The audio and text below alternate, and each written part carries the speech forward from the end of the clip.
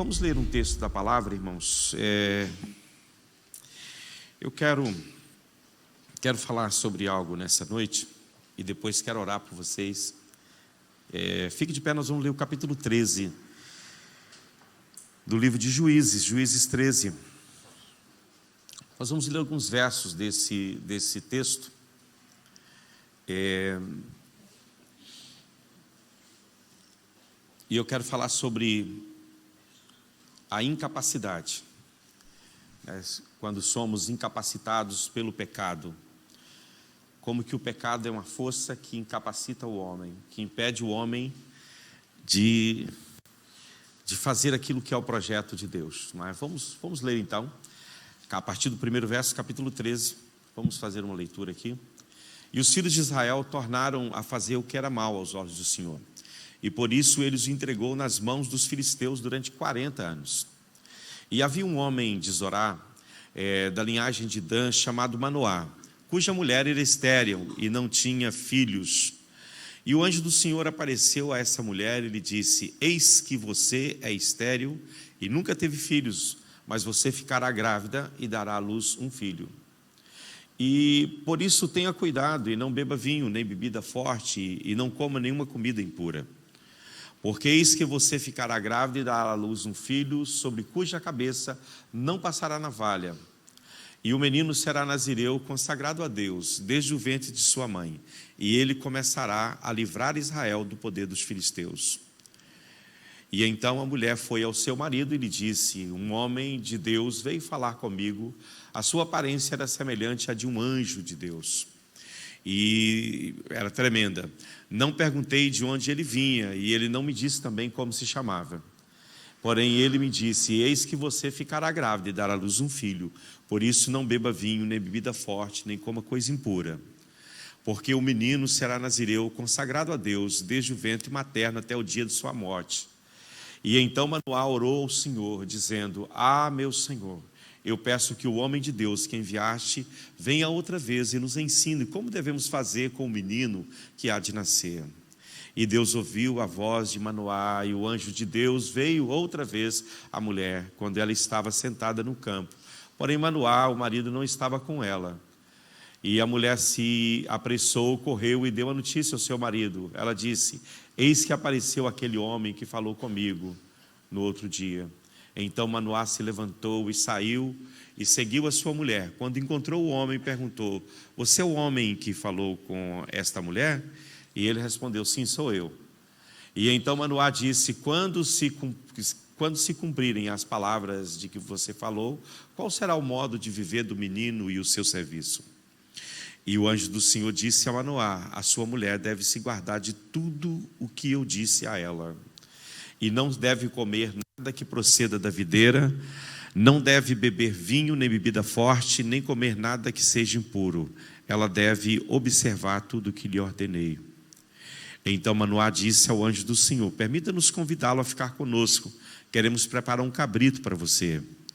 Porém o anjo do Senhor disse a Manoá: ainda que você me convide, não comerei a sua casa. Mas se você preparar um holocausto, ofereça ao Senhor. Acontece que Manoá não sabia que era o anjo do Senhor. Para frente. Então Manoá perguntou ao anjo do Senhor: qual é o seu nome, para que possamos honrar você quando cumprir aquilo que nos falou? E o anjo do Senhor respondeu: por que você me pergunta pelo meu nome, que é maravilhoso? Só até aí. Muito bem, vamos orar. Pai, te damos graça nesta noite por tudo que tu fizeste por nós. Obrigado, Senhor, pela tua bondade, pelo teu amor, pela tua misericórdia para conosco. Peço que o teu Espírito Santo venha sobre nós e que o Senhor possa ministrar aos nossos corações nessa noite. Abençoa teus filhos que vieram até este lugar, ó Deus querido, em busca do Senhor, em busca de algo da tua parte. Que ninguém saia daqui de mãos vazias e que ninguém saia daqui, ó Deus, sem um toque especial do teu Espírito Santo. Usa a minha vida, Deus, com poder e graça para ministrar o que tu já ministraste ao meu coração. Desde manhã, hoje, ó Deus, até pela tarde, o Senhor tem falado comigo nesse texto. O Senhor tem ministrado ao meu coração dentro disso. Por isso, Senhor, fale com os teus filhos também. Abra a porta da palavra, Espírito Santo, e que os nossos corações sejam tocados pelo poder do Senhor, em nome de Jesus. Amém, amém. Muito bem, irmãos, eu falei aqui de incapacidade. A palavra incapaz é uma das palavras mais assustadoras que tem. Pensa alguém chegando para você e dizer: a partir de hoje você é um incapaz, ou seja, você não será capaz de fazer absolutamente nada, não é? Talvez seja uma das piores notícias, né, que alguém pode receber, e de fato é uma palavra muito assustadora, não é? Porque a palavra incapaz quer dizer privado de qualquer capacidade ou de poder para realizar o que for, seja o que for, né? Você torna-se inadequado, inútil, desqualificado, não é? Paulo, em 1 Coríntios capítulo 9, versículo 27, ele vai dizer o seguinte, ele disse: eu esmurro o meu corpo e o reduzo à servidão, para que, pregando aos outros, eu mesmo não venha a ser desqualificado, ou incapacitado, ou reprovado. Porque muitas vezes nós transmitimos a mensagem de Deus aos outros, mas nós mesmos somos reprovados por Deus, ou estamos incapacitados pelo Senhor. Segundo a palavra de Deus, o pecado é a grande força que torna um homem incapaz. Você pode fazer qualquer coisa se você estiver debaixo da unção do Senhor. Há um poder sobrenatural que foi liberado sobre a sua vida, e esse poder, ele é um poder irresistível. Não existe nada que resista ao poder de Deus. Você pensa em Sansão, quando você lê a história de Sansão, parecia que não havia nada impossível para aquele homem, sim ou não? Mas quando o pecado entrou na vida dele, ele se tornou incapaz. Mesmo com toda a promessa e tudo que Deus lhe deu, ele foi incapaz de realizar a obra que Deus lhe chamou para fazer, que Deus colocou na mão, né, deste homem para fazer. E o pecado, irmãos, ele afeta não só os crentes, mas afeta principalmente a ministros de Deus. Eu conheço muitos ministros de Deus que estão hoje incapacitados pelo pecado. São pessoas que foram bênçãos. Você olha assim e fala: puxa vida, esse homem foi tão usado por Deus, como ele está nessa situação hoje, não é? Eu conheço grandes homens de Deus que foram poderosamente usados pelo Senhor em algum momento da vida deles, e que hoje você os escutam pregando ou ministrando, mesmo depois de um processo até mesmo de restauração, e você percebe que eles ainda são incapacitados. Por quê? Por conta do estigma que ficou, por conta da marca que ficou na vida dessas pessoas. Então o pecado é uma força incapacitante, é algo que de fato, quando entra em nós, rouba todo o nosso poder.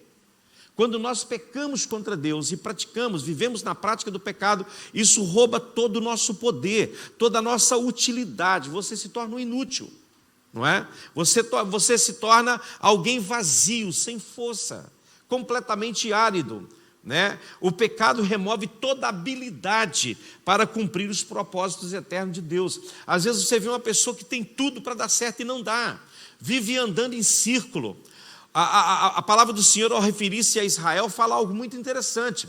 Fala que esse povo, eles caminhavam para lugar nenhum. Eles andavam em círculo até que toda aquela geração pereceu, morreu, não é? Por conta de quê? Por conta do pecado. Eles pecaram contra Deus, e isso foi o que causou o impedimento daquelas pessoas de entrar na terra prometida. Há muitas pessoas que irão para os céus, irmãos. Eu não estou dizendo aqui que você vai perder a sua salvação, mas que muitas vezes a sua vida aqui vai ser infrutífera, improdutiva. Você vai viver como Israel no deserto, andando em círculo até morrer, sem nunca experimentar a plenitude de Deus e aquilo que Deus tem para você. A experiência de entrar em Canaã, você nunca vai viver isso, porque o pecado, ele é incapacitante. Ele rouba de nós virtudes, ele rouba de nós tudo aquilo que é precioso, que Deus coloca sobre as nossas vidas. O profeta Isaías, ele falou a respeito disso, ele previu a vida de Cristo e o reino do Senhor, e ele esboçou como seriam os ministros de Deus desse tempo. E ao fazê-lo, ele definiu o ministério desses últimos tempos, desses últimos dias, dos dias em que estamos vivendo, né? E ele fala a respeito de marcas profundas. Quando você lê Isaías 32, o verso 2, por exemplo, aqui nós vemos duas marcas distintivas de um homem que caminha com Deus.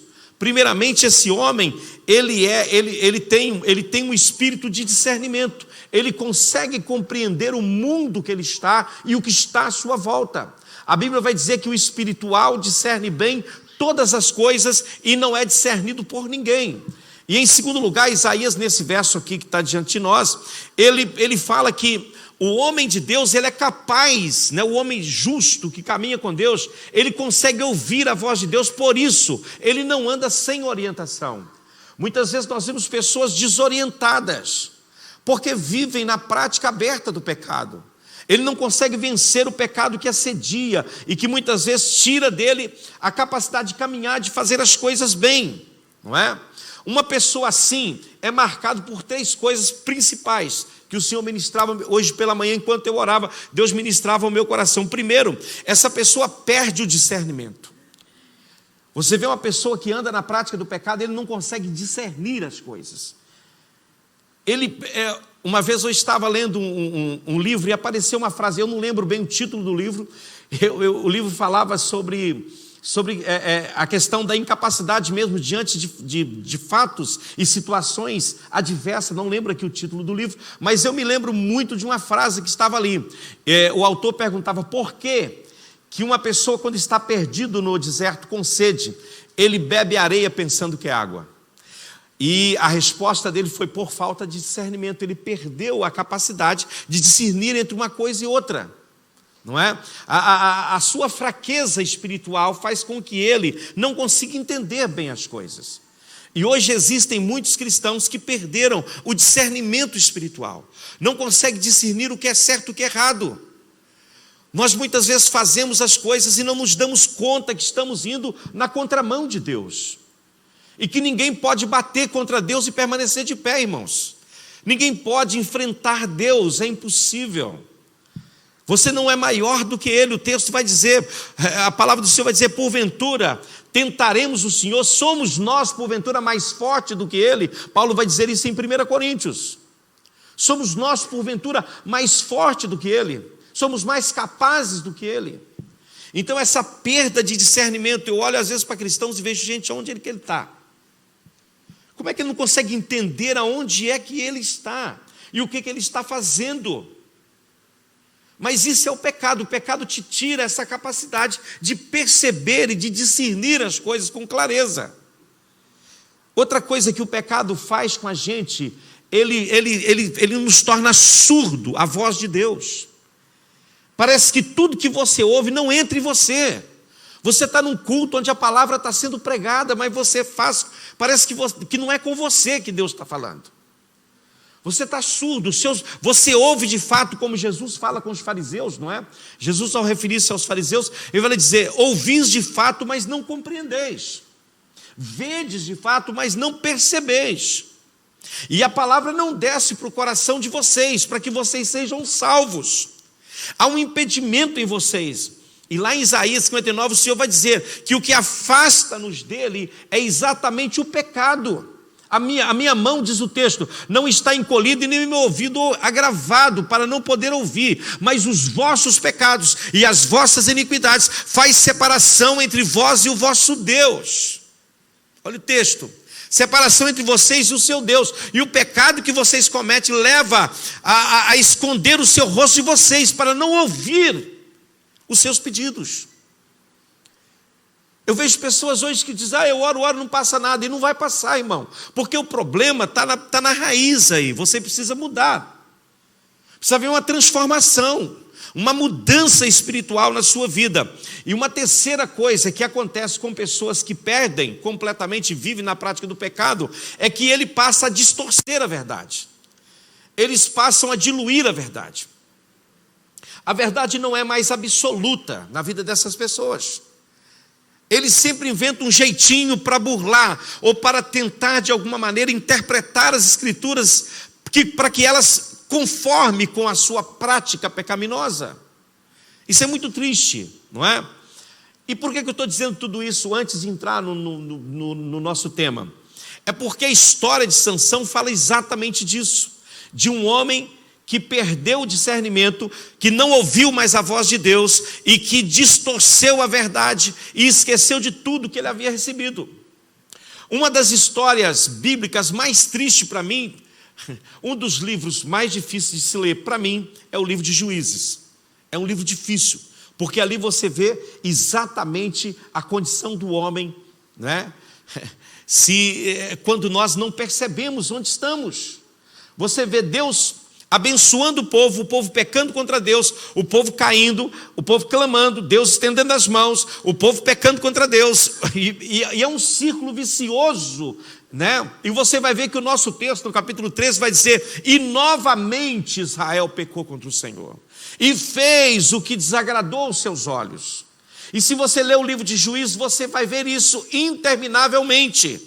E o povo pecou contra Deus, e o Senhor enviou o inimigo assim, assim, assim. Você vai ver isso, não é? Então veja bem, um dos relatos mais tristes para mim desse livro é exatamente o relato de Sansão. Por quê? Porque aqui temos um homem a quem Deus deu 20 anos para ele começar a destruir os inimigos, e ele não fez caso disso.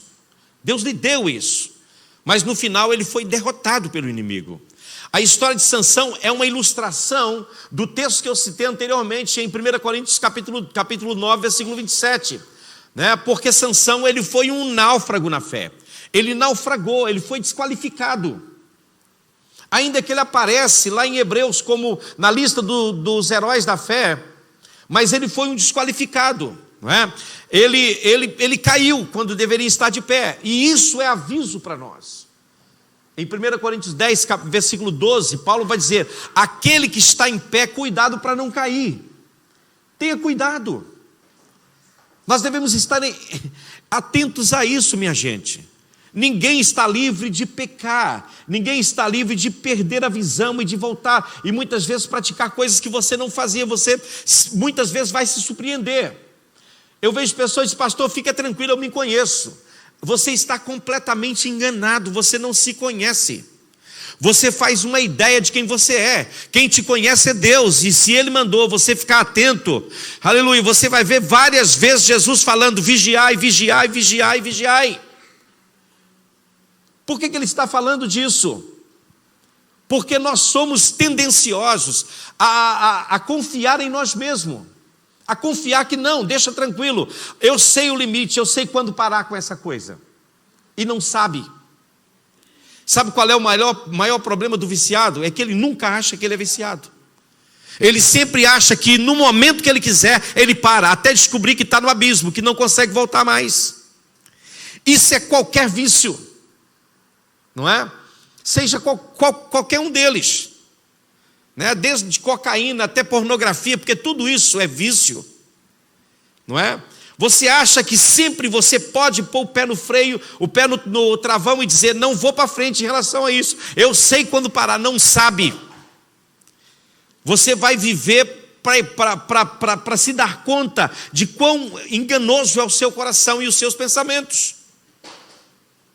O Senhor nos deu o seu Espírito Santo, irmãos, e o Espírito de Deus todos os dias nos convence do pecado.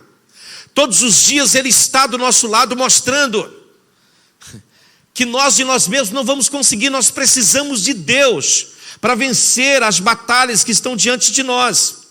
Agora, observe os passos que esse homem Sansão ele dá. Eu quero falar rapidão aqui, porque eu quero trazer algumas lições para nós disso. Observe os passos que ele dá em direção ao pecado e o fim desse homem. Primeiramente, ele despreza a sua herança. Se tem uma coisa que mata o homem espiritualmente, é o desprezo pela herança. E quando falo de herança, eu estou falando de herança espiritual. Deus tem promessa para você, não sei se você sabe.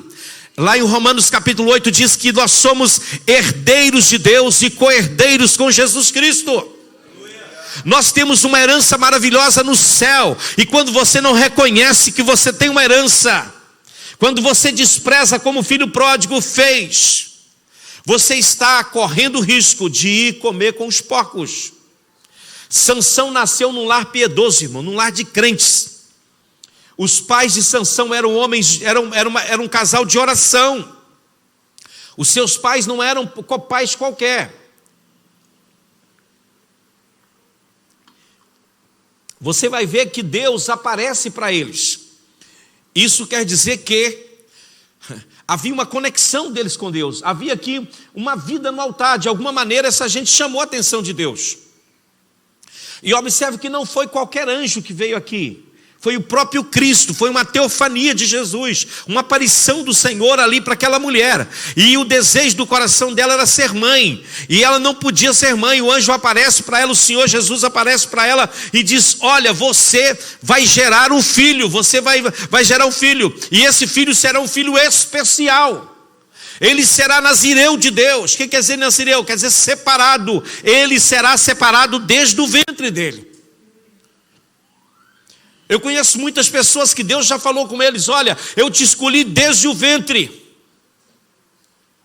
Não sei se você já ouviu essa palavra sobre você, mas alguns de nós aqui certamente já ouviram, porque Deus olha para a gente lá no ventre, Ele conhece e Ele já tem um propósito, uma história escrita para nós. E a gente dá volta, a gente resiste. Os pais de Sansão, eles temiam a Deus, e eles tentaram incutir esta fé em Deus no coração dos seus filhos, do seu filho, no caso de Sansão. Eu conheço hoje muitos pais piedosos cujos filhos não valorizam e nem se lembram daquilo que foi lhes ensinado. É triste ver isso, irmãos. Se você for nas prisões ali pelo Brasil afora, você vai ver muitos, os nomes dos presos, muitos deles são nomes bíblicos. São filhos que nasceram em famílias piedosas, mas que decidiram tomar caminho ruim na vida. Esses pais aqui, eles ofereceram oferta ao Senhor, o texto vai dizer isso, e ousaram acreditar nas promessas de Deus.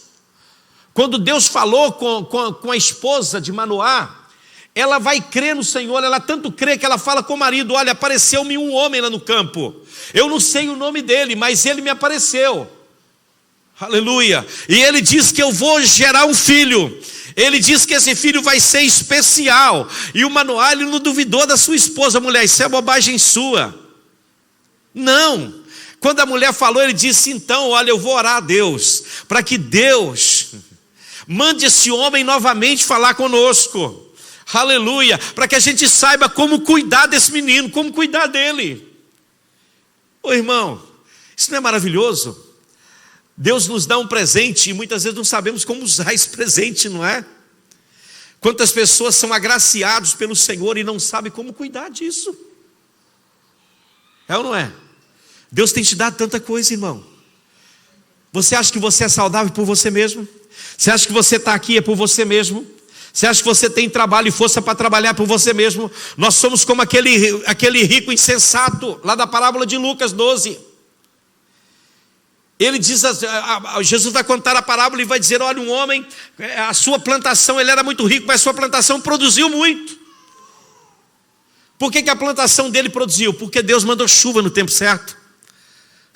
Porque Deus fez brotar a semente, porque Deus não permitiu que os invasores, os insetos viessem destruir aquela colheita.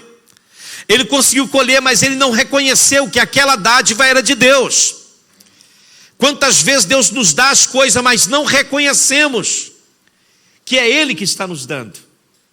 No caso do pai de Sansão, não. Senhor, como é que eu vou cuidar desse menino? Se esse menino é tão especial, como é que eu vou cuidar dele? O que eu vou fazer a respeito dele? Aleluia. E Deus então deu uma instrução especial a Manoá, instruindo ele como ele deveria cuidar. E o Espírito Santo, veio sobre ele para que ele criasse. Eu tenho certeza que Sansão foi criado com todo mimo, pelos pais que tinham. Eu tenho certeza que os pais os ensinou a orar, que os pais os ensinavam a palavra de Deus, que os pais estavam com ele em todo momento, instruindo ele, porque havia uma promessa de Deus sobre a vida daquele menino.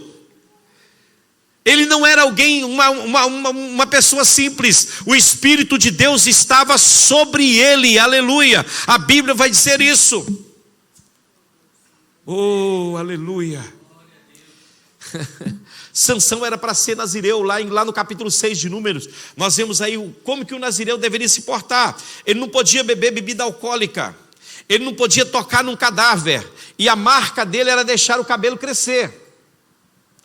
Ele tinha que deixar o cabelo crescer, né? O sinal de sua dedicação. E era exatamente isso que os pais ensinaram e colocaram em prática na vida de Sansão. Toda essa herança maravilhosa, Sansão menosprezou tudo isso. Quantos de nós menosprezamos a herança que temos em Deus? Trocamos, por exemplo, a nossa comunhão com Deus por uma noite de prazer, por uma bebida, por um momento de farra. Irmão, Deus está vendo, Ele está nos contemplando, Ele está vendo cada um de nós. Quantas vezes nós trocamos a nossa comunhão com o Senhor por coisas desta vida, principalmente os mais jovens, mas também os mais velhos também. Ninguém está livre de tentação, sim ou não? Amém? Agora, se espera daqueles que têm cabelo branco que tem um pouco mais de juízo, né? Do que a juventude. A idade tem que trazer alguma coisa para a gente, não só as rugas, não é? Tem que trazer algo mais, e esse algo mais é exatamente esse apego às coisas do Senhor. Às vezes eu vejo pessoas que poderiam estar fazendo a diferença no seu tempo e não faz, porque menospreza aquilo que o Senhor lhe deu. É trágico quando Deus dá a um jovem uma herança maravilhosa, como deu para Sansão, né? Dá uma grande oportunidade para esse jovem e ele joga tudo para o alto. Não quero saber disso, eu quero tocar na minha vida. Ele não só desprezou a sua herança, mas no capítulo 14, a partir do versículo 1 até o versículo 4, do capítulo 14 de Juízes, você vai ver que ele desafia os seus pais, desafia a autoridade dos seus pais. Mas coloca o 14 a partir do 1, vamos ler aqui. Sansão foi a Timina, onde viu uma das filhas dos filisteus. Voltou para casa e disse ao seu pai e à sua mãe: vi uma mulher em Timina, das filhas dos filisteus, e agora gostaria de que a busquem para ser a minha esposa. Observe que ele chega e comunica ao pai. Ele não chega, pede: pai, por favor, eu estou pensando nisso, o que o senhor acha? O que o senhor me aconselha sobre isso, pai? Ele chega e simplesmente diz: eu gostei de uma mulher, eu quero ela para mim, e quero que o senhor cumpra o dever de pai comigo. Que eram os pais que iam tratar, os casamentos eram tratados pelos pais. Deveria ser assim até hoje, né? Os pais que deveriam tratar os casamentos, porque parece ter mais juízo. Então veja bem, porém o pai e a sua mãe lhe disseram: será que não há mulheres aqui em Israel, das filhas de nossos parentes, entre todo o nosso povo, para que você tivesse ido procurar uma esposa no meio dos filisteus? Olha o conselho dos pais, aqueles incircuncisos. Mas o que Sansão fez? Mas Sansão disse ao seu pai: busque essa mulher para mim, porque é só dela que me agrada. Eu não quero saber se tem mulher aqui em Israel, eu quero saber dessa filisteia, essa inimiga de Deus, mas é ela que eu quero. Mas o seu pai e a sua mãe não sabiam que isso vinha do Senhor, pois este procurava ocasião contra os filisteus, porque naquele tempo os filisteus dominavam sobre Israel. A evidência de declínio espiritual na vida de uma pessoa vem quando ele abandona o conselho dos seus pais, ou daqueles que são responsáveis por eles. Eu vejo pessoas tomando decisões na vida importantíssima, e não para ouvir os seus pais, não é? Eu não vou nem dizer o pastor, esse deveria ser consultado sempre, não é? Para nos orientar. Eu sempre fiz isso com os meus pastores. Eu fui jovem, fui solteiro, né? Eu sempre ia até o meu pastor para escutá-lo, o que ele tinha para me dizer, né? E nós muitas vezes não paramos e não pedimos conselho. Achamos que sabemos o que um jovem, irmãos, de 18, 20 e poucos anos sabe da vida, não é? Eu já sei o que eu quero da vida. Tá bem, então segue, não é? Segue. Irmão, quem sobe mais alto vê mais longe. Os seus pais subiram mais alto, por isso eles conseguem ver mais longe. Então escute a voz deles. Escute o conselho deles, você nunca vai perder por isso. Talvez há pessoas que estejam aqui que estão lamentando decisões porque não ouviram seus pais. É ou não é? Conheço muita gente que diz, se eu tivesse ouvido o meu pai, se eu tivesse ouvido o conselho da minha mãe. Apesar que a pai e mãe também são terríveis, não é? Deus me defenda. São igual Faraó, não é? Deixa meu povo ir, não deixo, pronto, tá bom. E observe que o versículo 1 diz que Sansão desceu. Isso é significativo, porque ele não desce só de uma cidade para outra, ele desce espiritualmente também. Observe que ele começa a descer aqui. Em vez de permanecer dentro das fronteiras de Israel, ele vai para a terra dos filisteus, né? Ele conhecia as leis de separação que Deus havia dado. Ele sabia que um crente não deve ter aliança com o ímpio. Não há comunhão entre a luz e as trevas. Que comunhão tem? Que comunhão tem os filhos de Deus com os filhos de Belial? Não, pastor, mas eu vou ganhar ele para Jesus, você vai ver, ele vai ser uma bênção. Vá, tomara que dê certo, né? Tomara que dê certo. Não é só uma questão de tempo, o Senhor vai tocar no coração dele. Tomara que dê certo. Eu não gostaria de pagar para ver, não é? Eu acho que você também não, né? Ele não se importava com seus pais. Ele não dava ouvido à voz dos seus pais. Nós estávamos conversando ontem a respeito do respeito aos pais, que é uma coisa que não existe mais, não é?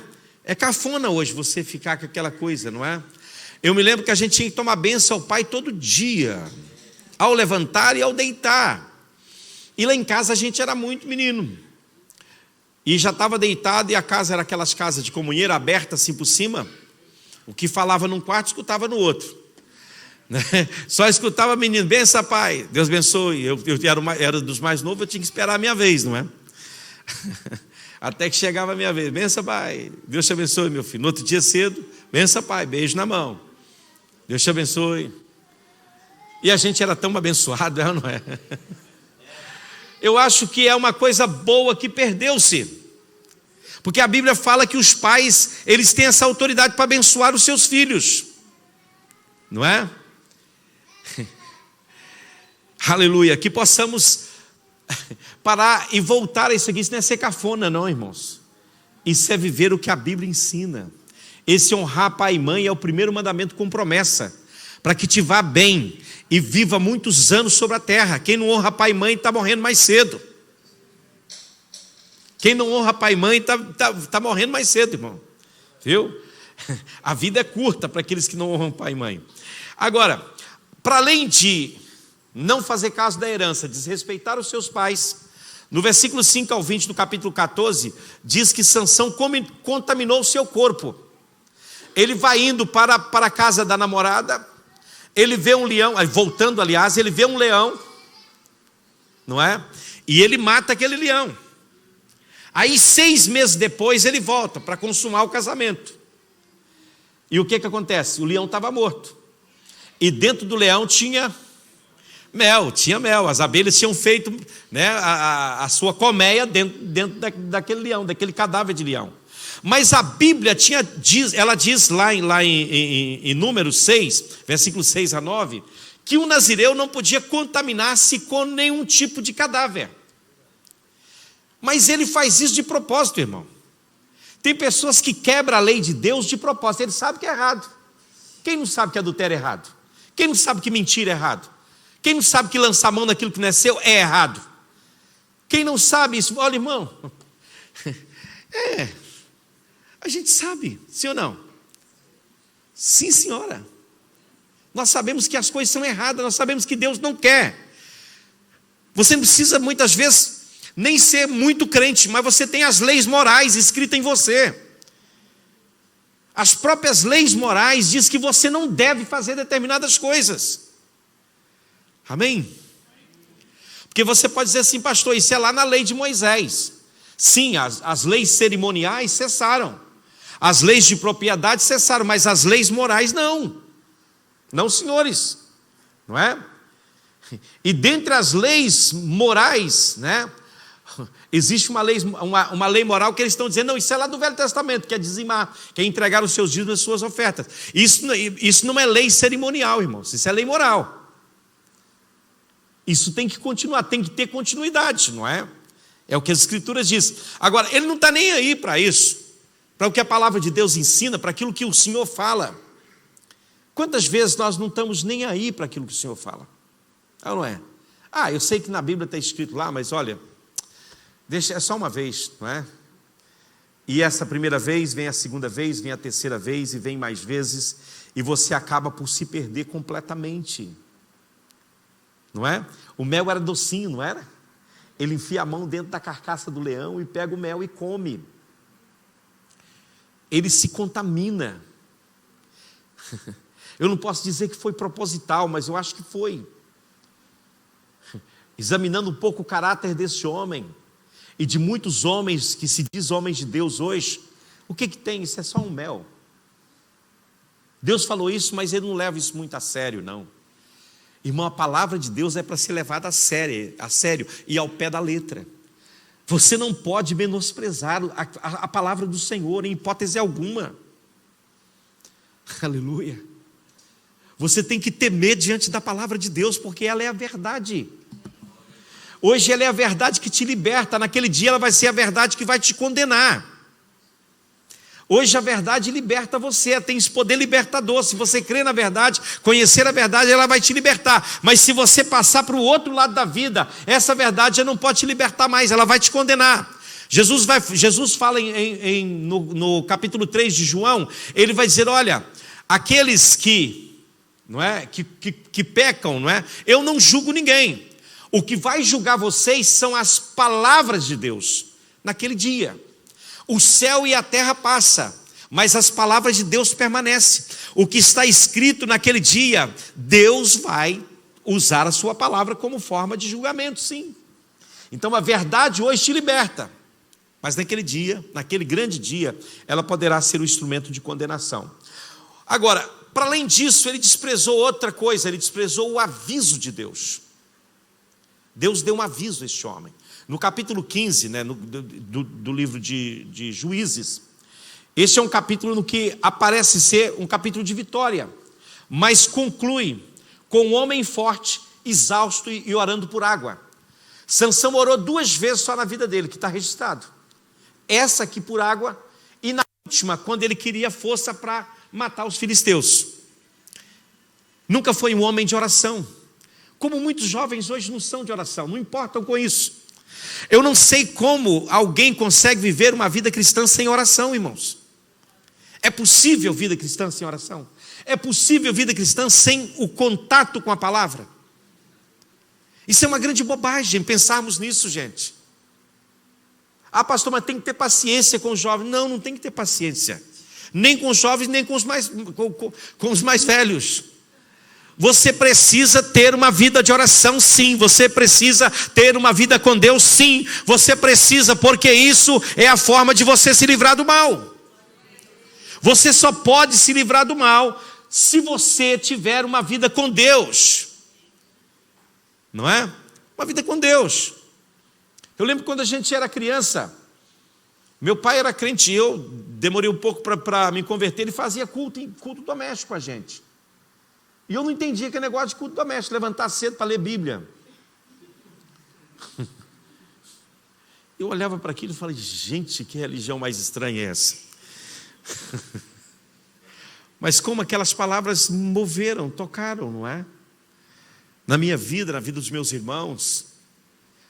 Aleluia, aleluia, aleluia. Bendito seja o nome do Senhor. Então Sansão era um homem que não tinha uma vida de oração constante.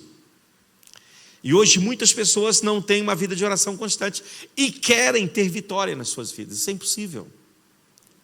Vitória com Deus, pelo menos, não é possível sem oração.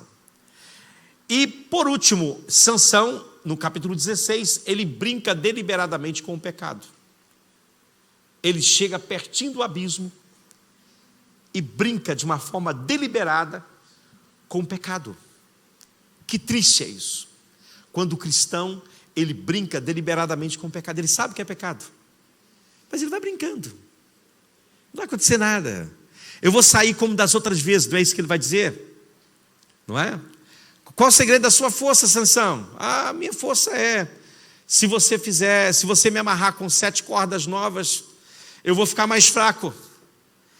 E ele sabia que ele ia levantar e aqui ia arrebentar com tudo aquilo. Sansão, os filisteus estão vindo sobre você. Ele levanta e arrebenta com tudo aquilo. Não é? E vai por aí fora até que a sua alma já estava enfastiada e ele não aguentava mais aquela mulher falando na cabeça dele, porque o diabo ele é persistente, irmão. O diabo ele é persistente, ele vai com você, ele vai com você, ele vai te tentando, ele vai te tentando, ele vai te tentando, ele vai te tentando. Ele não desiste, ele continua. E a Dalila vai com ele lá até que ele fala, não, meu segredo é porque ele conta. Observe que cada mentira que Sansão contava, ele aproximava da verdade. Não sei se você observou isso, né? Ele ia chegando, amarre com 7 cordas, faça 7 tranças, faça isso, faça aquilo. Ele estava só aproximando da verdade. Né?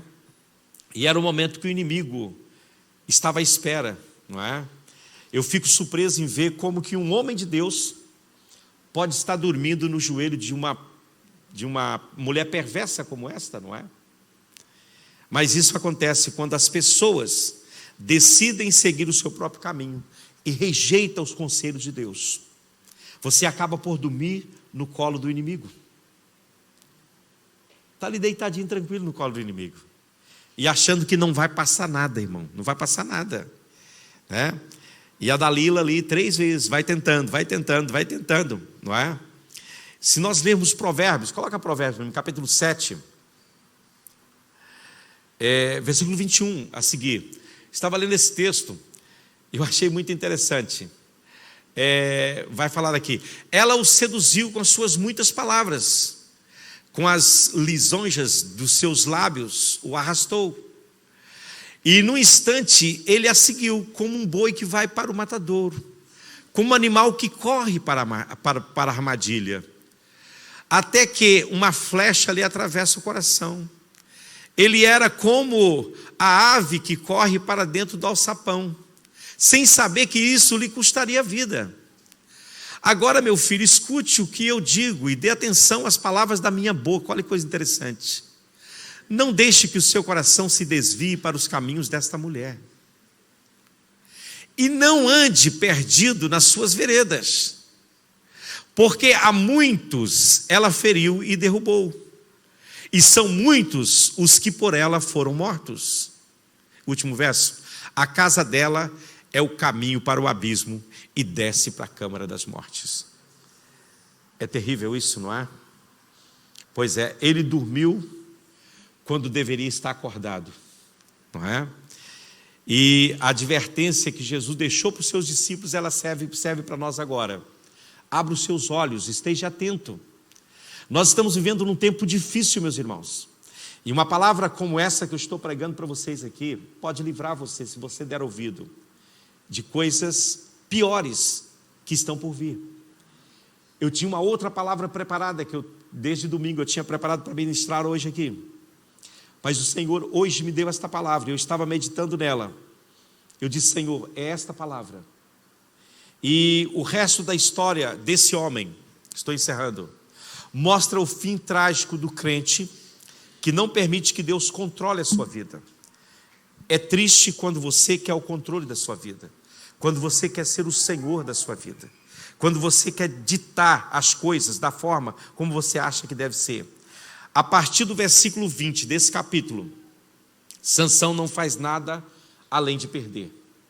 A partir do versículo 20, ele perde o cabelo, que é símbolo da sua consagração de Nazireu, não é? Sansão, os filisteus vêm sobre ti. E aí ele despertou do sono e disse consigo mesmo, vou sair como nas outras vezes e me livrar. Mas ele não sabia que o Senhor já não estava nele, já tinha se retirado. Quando eu li isso aqui, eu estremeci na cadeira, porque às vezes o Senhor já saiu de nós e nós não nos damos conta de que Ele não está em nós. ele então perde as suas forças, né? Ele perde as suas forças, mas ignora esse fato, porque ele tenta lutar, até que ele está preso dentro da cadeia, aí ele percebe que ele perdeu as forças mesmo, não é? Você só vai perceber o que você perdeu quando você estiver na telha dele, não é? A próxima coisa que Sansão perde é a luz, porque os seus olhos são furados. É terrível perder a luz, não é? O brilho. Você olha para a pessoa assim, de vez em quando a minha esposa fala, ela tem um olhar diferente, ela consegue ver coisas que às vezes eu não estou vendo. Ela falou, mas fulano de tal está sem brilho. Há qualquer coisa aí, você pode ir atrás que tem mesmo qualquer coisa, eu tenho até medo dela falar isso. Ela olha e fala assim, o fulano está sem brilho, ele está diferente. Eu não sei o que passou, mas está sem brilho. Porque muitas vezes nós perdemos a luz, e isso fica patente diante das pessoas, não é? Eu, como não observo muito, eu sou uma pessoa assim, não sou muito observador, mas ela é, e ela fala, o fulano tal está sem brilho. E aí eu vou olhar e falo, sabe o que é mesmo, rapaz? É verdade mesmo.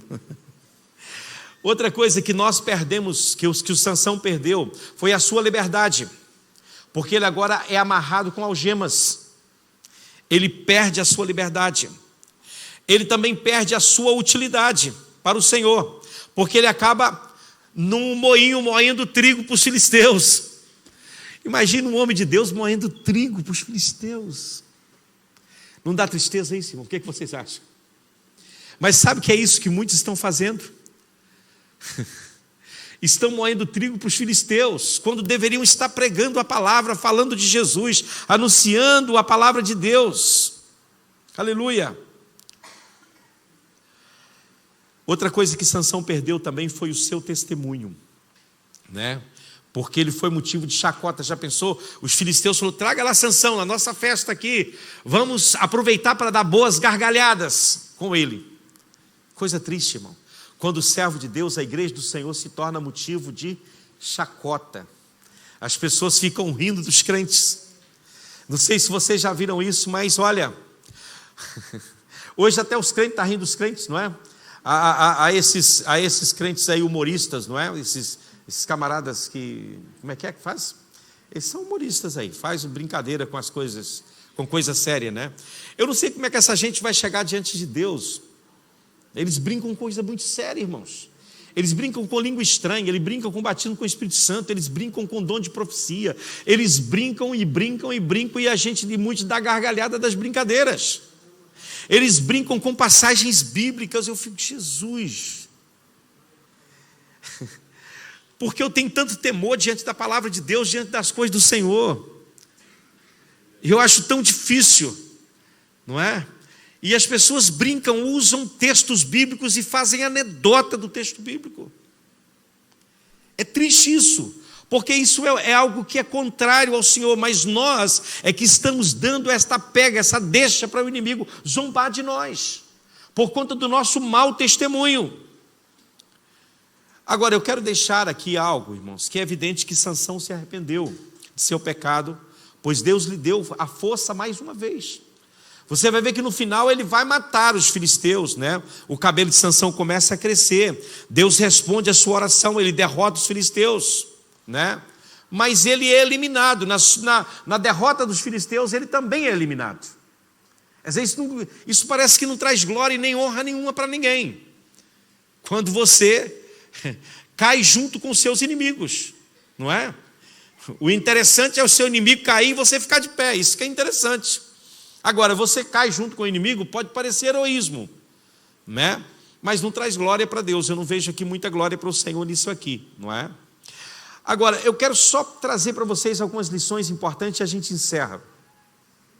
A primeira lição importante que eu tiro desse texto é que Sansão, ele é uma ilustração, né? Ele é uma ilustração daqueles que têm poder para conquistar os outros, mas não conseguem controlar-se a si mesmo. Há muitas pessoas que Deus lhe dá autoridade para conquistar outros, mas por não conseguir conquistar-se a si mesmo, ele não consegue também fazer a obra que Deus tem para a vida dele. Uma das maiores virtudes de um cristão é o domínio próprio. A Bíblia diz que quem consegue se conter é melhor do que quem conquista uma cidade. Consegue domar a sua língua, domar a sua vida, domar os seus impulsos, domar aquilo que muitas vezes lhe leva a pecar. Quando você consegue dominar-se a si mesmo, você é mais forte do que quem conquista uma cidade. Não é fácil dominar o eu não, irmãos. O eu é cavalo selvagem. Vocês já aprenderam cavalo selvagem alguma vez? Não é fácil. É terrível, você não consegue detê-los, não é? Você tem que usar uma estratégia para aprender cavalo selvagem. Não pode ser assim de qualquer maneira. E você, e principalmente uma coisa em você que chama pensamento. Se tem uma coisa que a gente não consegue controlar, os nossos pensamentos, eles viajam. Talvez você está aqui no culto hoje, mas o seu pensamento já viajou para não sei aonde, e você já passou por muitos lugares, e já foi em tantos lugares, e já pensou em tantas coisas. Nós temos cerca de 10 mil pensamentos por dia, todo dia. Já pensou que coisa? E você não quer pensar, você deita na cama assim para dormir, e a mente voa, né? Voa. Para onde foi essa mente? Pastor, eu rolo na cama. Tem pessoas que dizem, pastor, eu rolo na cama, vou para lá, vou para cá, não consigo dormir, minha mente está longe. Aprenda a dominar a sua mente. Amém? Que você vai conseguir dominar a sua vida. Outra coisa interessante aqui que eu aprendo nessa lição, que eu aprendo na vida de Sansão: ele queimou o campo dos filisteus, mas não conseguiu controlar o fogo da luxúria que estava dentro dele. Ele não conseguiu apagar o fogo da luxúria, do desejo carnal que estava dentro dele. Ele era capaz de incendiar o exército do inimigo, mas não era capaz de conter o seu próprio espírito. Ele matou um leão, mas não conseguiu matar as paixões da carne que estava dentro dele. De que adianta isso? Ele é forte, ele faz isso, ele faz aquilo, mas não consegue controlar as suas paixões. Ele poderia facilmente quebrar as correntes que prendia ele. Eles amarravam ele com corrente, ele partia aquilo tudo.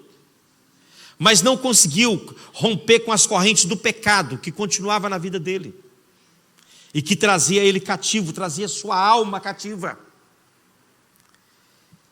Em vez de liderar a nação, ele preferiu trabalhar por conta própria. Esse negócio de seguir carreira solo, isso não é para crente, irmão. Crente faz parte de um corpo. Nós somos coletivo, é um grupo de pessoas. A corporatividade é o pensamento de Deus. A individualidade é o pensamento do inimigo. O diabo, ele não vai cessar enquanto não separar os últimos dois que permanecerem unidos diante do propósito de Deus. A maior briga de Satanás é para separar as pessoas. Separa a família, põe pai contra filho, filho contra pai, põe marido contra mulher, mulher contra marido, põe pastor contra igreja, igreja contra pastor, uma confusão. E Deus nos chamou para a unidade. É aí que Deus ordena a bênção, ordena a vida para sempre. Aleluia. Ele é lembrado pelo que destruiu e não pelo que construiu. Sansão não é lembrado por... Você nunca vai ver nada que Sansão construiu. O que ele construiu? Nada.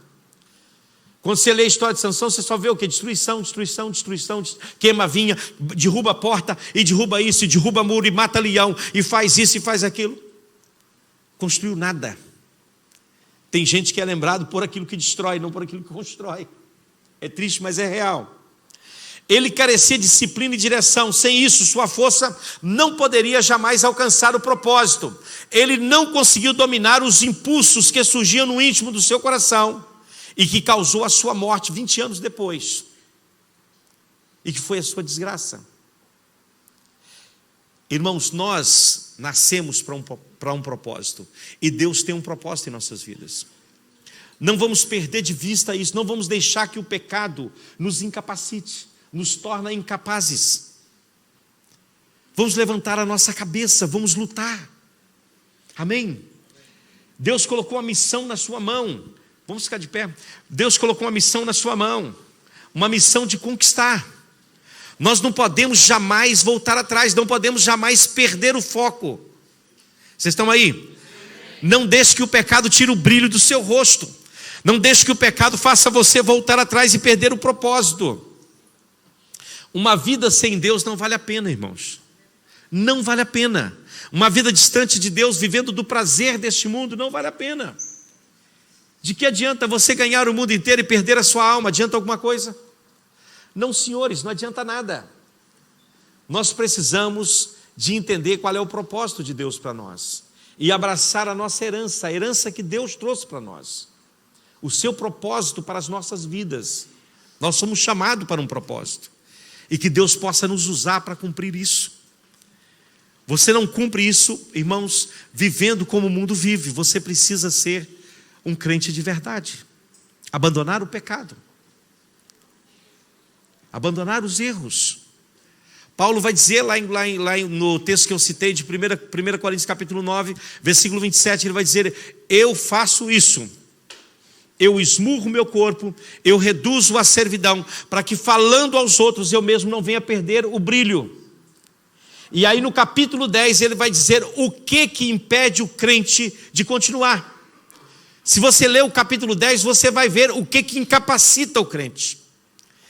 Ele vai começar o capítulo 10 dizendo: irmãos, eu não quero que vocês ignorem que os nossos pais estiveram todos debaixo da nuvem, né? Eu quero que vocês ignorem que nossos pais estiveram todos sob a nuvem e todos passaram pelo meio do mar. E todos estavam em Moisés, foram batizados tanto na nuvem como no mar. Todos eles começaram comeram do mesmo alimento espiritual, observe isso. E beberam da mesma bebida espiritual. Por quê? Porque eles bebiam de uma pedra espiritual que os seguiam, e esta pedra era Cristo. Agora observe que coisa linda. Mas Deus não se agradou da maioria deles. Deus não se agradou.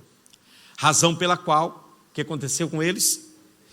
Ficaram prostrados. E aí Paulo começa a descrever o que desqualifica o crente. A partir do verso 6. Ora, estas coisas se tornaram exemplos para nós, a fim de que não cobicemos. A primeira coisa aqui que vai desqualificar um crente é a cobiça.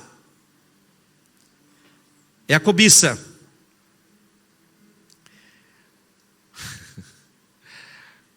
Um pastor dos Estados Unidos, um grande professor, já é falecido hoje, ele fez uma pergunta aos seus alunos. Ele disse: olha, se hoje a Constituição dos Estados Unidos caísse, deixasse de existir, e você fosse convidado para fazer a nova Constituição, e você só poderia colocar 10 leis principais, quais você colocaria? Não é? E aí ele começa a falar dos 10 mandamentos. Ele diz: certamente você omitiria algumas leis que estão aqui, e uma delas é a lei da cobiça. Não é? Cobiçar, desejar o que é do outro. Deixa eu ler o resto do texto que a gente já vai orar, por favor. E ele traz uma coisa interessante aí. E o texto vai dizer: não cobicemos as coisas más como eles cobiçaram. Cobiçar, irmão, é você desejar o que é do outro, é você querer o que é do outro, né? A parábola do rico insensato vai nascer de uma palavra de um jovem que chega a Jesus e diz: Senhor, manda o meu irmão dar a minha parte da herança. E Jesus falou: quem me colocou como juiz sobre você? Eu não vou resolver esse problema não, isso é lá com vocês, não é? Mas o que na verdade ele queria era aquilo que não era dele, era aquilo que era do outro, que era do irmão. Porque naquele tempo a lei obrigava, né, a lei dizia que o irmão mais velho teria que ter uma herança maior do que os mais jovens. A parte maior da herança era para o mais velho, era a lei. Mas ele queria partes iguais. A cobiça, o desejo de ter o que o outro tem, é um problema grave, não é? Não deixa a gente desfrutar daquilo que a gente tem, e a gente vive só no outro. Tem um livro muito interessante que o título é O Mito da Grama Mais Verde, não é? Aquele que fala um pouco da história de uma vizinha que morava do lado da outra, E olhava para o jardim dela, que era bonito, mas achava feio ao olhar para o jardim da outra. A grama da outra parecia mais verde, não é? As flores pareciam ser mais vibrantes. Tudo que é dos outros parece que é melhor do que o nosso, né? O marido dos outros é melhor que o nosso, a mulher do outro o filho do outro parece que é mais perfeito que o nosso. É ou não é? E como eu queria ter a vida, oh, como queria. Vai viver a vida dele que você vai ver que você quer voltar para a sua depressa. Cobiça, uma coisa terrível. E vai por aí, Paulo ele vai falando aí nesse texto a respeito de vários pecados. Ele vai dizendo o que desqualifica o crente. Outra coisa que desqualifica é aquilo que nós não colocaríamos também nos 10 mandamentos, não é? Que é a idolatria. O próximo verso 8. Outra coisa que desqualifica também é a prática da imoralidade, não é? Isso também é algo que desqualifica o crente. Paulo prossegue, verso 9. Não ponhamos Cristo à prova, isso é tentar a Deus, não é? Como alguns deles fizeram e foram mortos pelas serpentes. E não fique murmurando. Olha que Paulo dá a lista completa. Não fique murmurando como alguns deles murmuravam. Eles foram destruídos pelo exterminador. Estas coisas aconteceram para quê? Para quê, irmãos? Para servir de exemplo para quem? Para nós. E elas foram escritas como advertência para quem? Para nós. Para que o fim dos tempos está chegando. Aí vai falar aquela frase que nós dissemos. Por isso, aquele que pensa que está de pé, cuidado lá, para que você não caia. Amém? O que você colocaria nos 10 mandamentos aí, se você pudesse? As 10 leis principais, né? Vamos supor que aqui em Portugal a Constituição caísse e você fosse convidado. O que você colocaria lá? Pensa um pouco, se você repetiria os 10 mandamentos ou se você pularia algumas coisas aí. É muito sério e grave isso, porque nós legislamos em causa própria, irmãos. E o bom da palavra de Deus é que ela é reta, né? Ela corta reto, ela não deixa margem para nada. Vamos orar? Mas vamos cantar primeiro. Eu quero que você pense um pouco sobre a sua vida. Você está incapaz, você sente que não está conseguindo vencer os problemas dentro da sua casa, na sua vida. As coisas estão bem enroladas para você. Você que está me ouvindo, talvez as coisas não estejam andando como você gostaria que andasse. Isso significa duas coisas. Talvez, em primeiro lugar, talvez Deus não queira isso que você quer para você.